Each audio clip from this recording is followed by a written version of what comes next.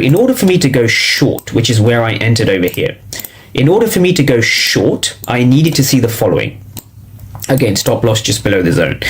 For me to go short, I'm looking for buyers to be absorbed. So it's the absorption and exhaustion principle, okay? So again, here we have the retest candle. So we have break down here, we had retest, and if you zoom into this price action over here, what you can see here, yes, it's a red candle. We actually had a lot of positive delta here and a lot of positive delta here. So simply put, what's going on is when you see lots of blue delta inside of a candle, right? Lots of these rectangles here, that is a strong indication that buyers are being aggressive, or it does show that buyers are being aggressive, but because we broke below our zone, buyers are unsuccessful. And this is the absorption principle. So what's going on over here, again, if this is our break line, there we go. If this is our break line, if these buyers over here were successful, if these buyers here were successful, they would have broken above the zone, right? So think about in terms of your key level, entry, and then order flow. That's the story you want to say into your brain every single day.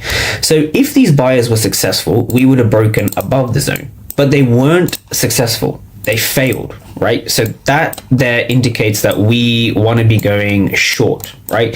That there indicates that we want to be going short. And so we actually had two entries over here right at the break line. So I'm going to be going over both of them in some detail.